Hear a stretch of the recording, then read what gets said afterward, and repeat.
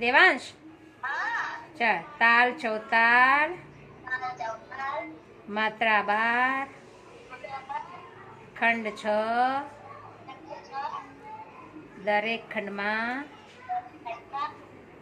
બે બે માત્રા આવે છે. થોડો જોરથી બોલ. તાળી 1 5 9 11 ખાલી 3 7 આ વચ્ચે જે ટુ ના વગાડીશ. ચાલો તાલ ચોતાલ માત્રા 12 ખંડ 6 દરેક ખંડમાં બે બે માત્રા આવે છે. તાળી 1 5 9 11